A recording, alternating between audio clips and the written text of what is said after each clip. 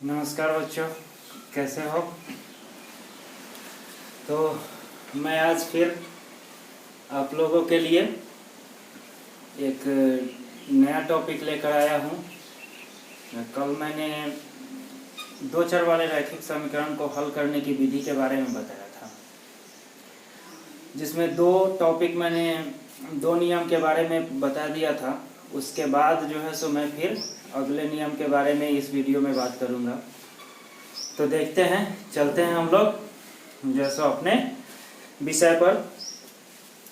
तो यहाँ 1 और 2 हो गया था। यदि आपने नहीं देखा होगा तो मैं डिस्क्रिप्शन में उसका लिंक डाल दूंगा, आप आसानी से उसको देख सकते हैं। तो तीसरी विधि जो है उसको कहते हैं तुलनात्मक विधि। उसको ज्ञात करने के नियम है, सर्वप्रथम समीकरण 1 से किसी एक चर का मान दूसरे चर के पद में ज्ञात कर लेते हैं। एक चर का मान दूसरे चर के पद में ज्ञात कर लेते हैं। पुनः दूसरे समीकरण से उसी चर का मान दूसरा चर के पद में ज्ञात करेंगे, जिसका हम लोग क्या करेंगे कि पहिलका में ज्ञात किए हुए रहेंगे, उसी चर का मान इसमें भी ज्ञात करना है।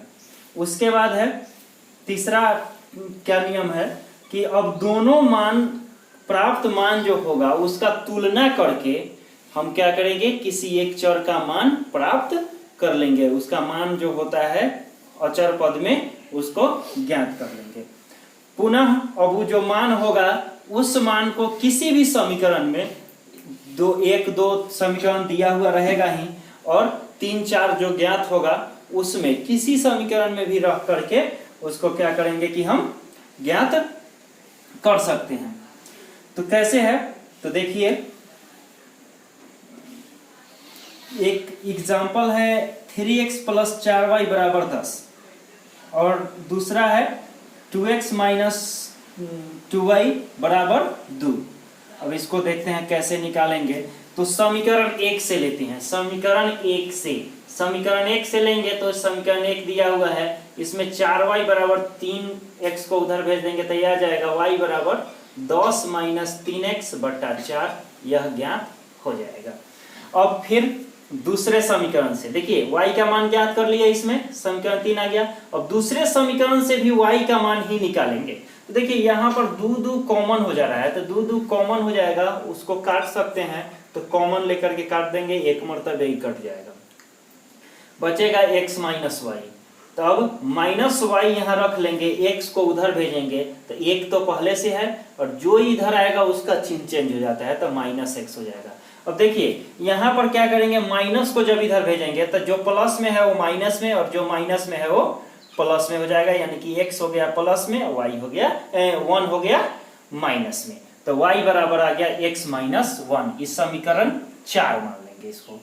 अब देखिए दोनों समीकरण 3 और समीकरण 4 क्या था, तीसरा टॉपिक कि दोनों प्राप्त मानों की तुलना करने पर, दोनों प्राप्त मान की तुलना करेंगे तो y बराबर यहाँ ई आया है, y बराबर यहाँ ई आया है, तो y एक ही चीज है, तो ई और ई बराबर हो जाएगा। तो तिरछा तिरछी जब गुना करेंगे तो 10 - 3x और 4x - 4 से जब तिरछा तिरछी गुना होगा तो 4x - 4 हो जाएगा, यानी कि -3x और उधर से आएगा तो -4x और ई जाएगा उधर तो -4 और ई माइनस हो जाएगा 10। तो -4 और 3 तो -7x और 10 और 4 14 तो -14। तो x बराबर हो जाएगा, ई माइनस से माइनस कट जाएगा, 7 दूनी 14, 2 आ जाएगा। ठीक है, अब देखिए 2 आ गया x का मान। तो अब चौथा क्या है कि पुनः उस चर का मान किसी भी समीकरण में रख करके ज्ञात कर लेंगे। तो अब लिखेंगे समीकरण 1 में x का मान रखने पर। अब समीकरण 1 में हम रखते हैं x का मान, तो x का मान 2 है तो 2 रख देते हैं, प्लस 4y = 10। तो यहाँ 4y या 3 दूनी 6, 6 उधर जाएगा तो 10 में से 6 गया था 4, यानी कि y बराबर हो जाएगा 4 इसका आया वो, और y बराबर हो जाएगा यहाँ बटा 4 चला जाएगा, ई 4 यहाँ चला जाएगा तो 4/4 कट के आ जाएगा आपको 1। ठीक है, तो इस तरह से हमको क्या होता है कि x बराबर 2 और y बराबर 1 प्राप्त हो जाता है। अगला टॉपिक जो है अनुपात निर्णय विधि।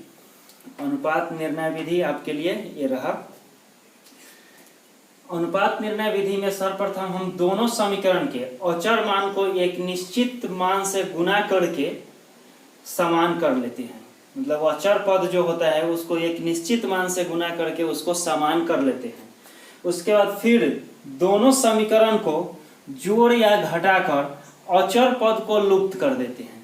अचर पद को क्या करते हैं? लुप्त कर देते हैं। और दोनों का चिन्ह कैसे जोड़ और जोड़ते घटाते हैं, तो दोनों का चिन्ह यदि जिसको लुप्त करना है उसके दोनों का चिन्ह यदि समान रहेगा तो उसको घटाएंगे, और यदि विपरीत होगा दोनों का चिन्ह तो उसे जोड़ेंगे। इस प्रकार दोनों चर के लिए एक निश्चित अनुपातिक मान निकालते हैं। दोनों चर का एक निश्चित अनुपातिक मान निकालते हैं। उसके बाद समीकरण 1 में अगला है किस प्रकार प्राप्त अनुपातिक मान को किसी भी समीकरण में रख करके उसका अनुपातिक नियतांक ज्ञात कर लेते हैं। नियतांक ज्ञात कर लेते हैं और उससे दोनों चर का मान ज्ञात करके हम x y का मान प्राप्त कर लेते हैं। देखते हैं एग्जाम्पल के द्वारा कैसे निकलता है। सो एक एग्जाम्पल है 3x + 4y = 10 और दूसरा समीकरण है 2x - 2y = 2। तो सबसे पहले हमको क्या करना है? पहिलका नियम के अनुसार हमको करना है सर्वप्रथम दोनों समीकरण के अचर मान को निश्चित मान से गुना करके समान करना है। यानी कि अचर मान कौन है? 10 और 2। इसको अब गुना करके किसी चीज से गुना करके क्या करना है कि बराबर करना है। तो क्या करेंगे? इससे इस समीकरण में और इससे इस समीकरण में गुना कर देंगे। तो देखते हैं कि 2 से गुना करेंगे तो 2 × 2 और 2 × 5 = 10 कट जा रहा है। तो कटने वाला होगा तो उसको क्या करेंगे? काट भी देंगे। तो काट देने के बाद जो है यहाँ 1 और यहाँ 5 हो रहा है। तो अब 1 से गुना कर देंगे सब में।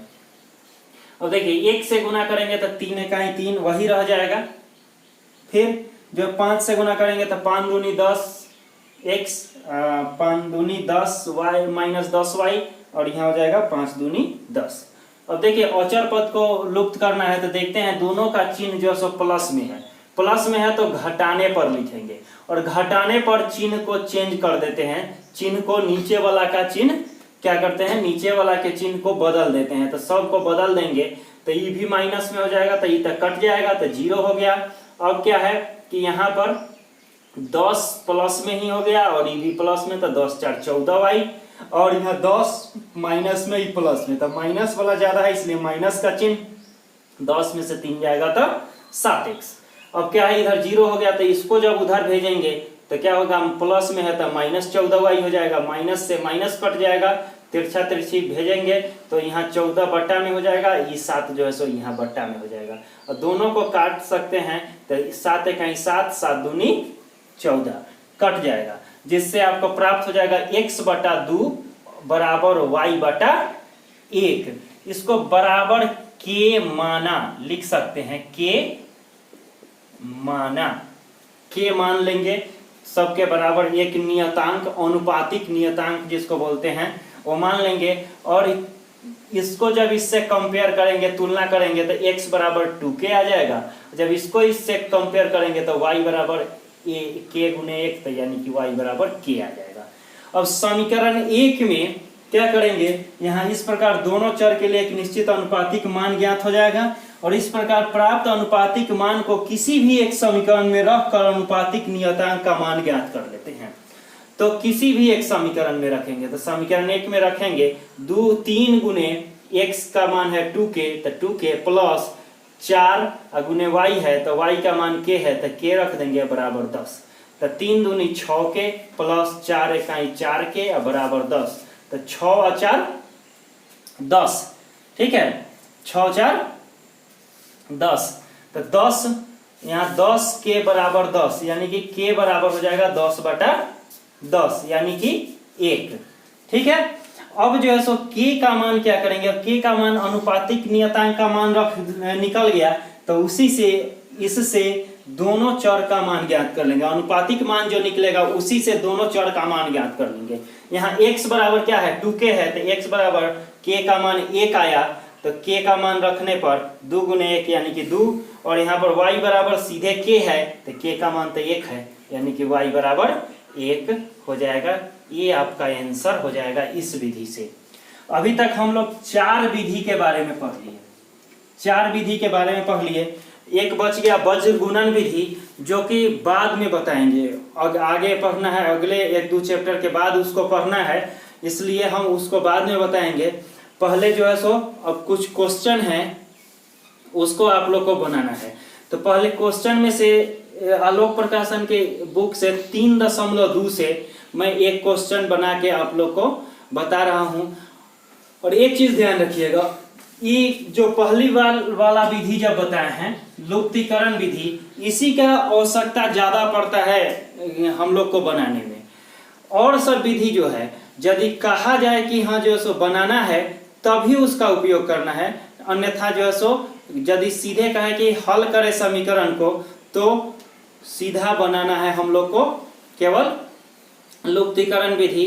यदि उसमें स्पष्ट नहीं कहा जाए कि प्रतिस्थापन से बनाइए या वज्र गुणन से बनाइए या जो है सो अनुपात निर्णय से बनाइए या क्या कहते हैं तुलनात्मक विधि से बनाइए, तो हम उसका उपयोग नहीं करेंगे। सीधे यदि हल करने के लिए कहता है तो आसान मेथड है आपका लुप्तीकरण विधि, जो फर्स्ट में बताए थे, उसी का उपयोग करना है और बनाना है। यदि कहे अलग से कि हाँ इस विधि से बनाना है तो उसी विधि से बनाना है। तो हम लोग एक क्वेश्चन लेते हैं 3.2 का आलोक से 12वां नंबर क्वेश्चन एक बता देते हैं, जिसके आधार पर आप बनाइएगा क्वेश्चन को। तो वो है आपको 2x - 3y बराबर 13, ये समीकरण 1 है, और 7x - 2y बराबर 20, ये है दूसरा समीकरण है। इसको हम लुप्तीकरण विधि से बना करके बता रहे हैं। तो लुप्तीकरण विधि से क्या है कि बताए थे किसी भी एक चर को का गुणांक समान करके और उसको क्या करते हैं हम विलुप्त कर लेते हैं, लुप्त कर लेते हैं। तो हम इसको लुप्त करते हैं, तो यहाँ पर इसमें इससे गुना और इससे इसमें गुना कर देते हैं। तो गुना करेंगे तो 2 से इसमें गुना होगा, तो 2 दूनी 4, 3 दूनी 6 और 13 दूनी 26, यानी कि 4x - 6y और बराबर 26। अब यहाँ आ जाएगा 7 त्रिका 21x और माइनस 3 दूनी 6y और यहाँ हो जाएगा 20 तिहाई 60। अब देखिए लुप्त जिसको करना है उसका चिन्ह समान है, तो चिन्ह समान रहने पर घटाते हैं, बताते रहे हैं बार बार, चिन्ह समान तो घटाएंगे, चिन्ह विपरीत तो जोड़ेंगे। तो यहाँ पर कट जाएगा, ये दोनों समान हो गया तो घटाने पर चिन्ह बदल देंगे और ये कट जाएगा। अब देखिए 4 में से 21 जाएगा, तो जब भी जोड़ना या घटाना हो तो जो ज्यादा चिन्ह रहेगा उसका चिन्ह लिखते हैं और ज्यादा में से कम को घटाते हैं। तो माइनस वाला ज्यादा है तो माइनस का चिन्ह होगा और 21 में से 4 जाएगा तो 17x। अब यहाँ भी देखिएगा माइनस वाला ज्यादा है तो माइनस का चिन्ह और 60 में से 26 जाएगा तो 34 आ जाएगा, आपको 34 आ जाएगा। और इसको क्या होगा कि इधर भी माइनस इधर भी माइनस, तो दोनों कट जाएगा, तो x बराबर हो जाएगा 34 i बटा 17, 17 दूनी 34, x का मान 2 आ गया। अब फिर जो है सो दूसरा अब क्या करेंगे, x का मान समीकरण 1 में रखने पर, समीकरण 1 में x का मान रखेंगे तो 2x की जगह यहाँ दिया हुआ है समीकरण 1 की जगह 2 रखेंगे और माइनस 3 गुने y बराबर 13, 2 दूनी 4, 4 उधर जाएगा तो माइनस 3y अब बराबर क्या हो जाएगा 13, 4 उधर जाएगा तो माइनस 4, तो 13 में से 4 गया तो 9, यानी कि माइनस 3y बराबर 9 और y बराबर हो जाएगा माइनस 3 उधर चला जाएगा तो माइनस 9 बटा 3, 3 से 3 तिहाई 9 कट जाएगा, यानी कि y बराबर आपका आ जाएगा माइनस 3। ये हो जाएगा आंसर।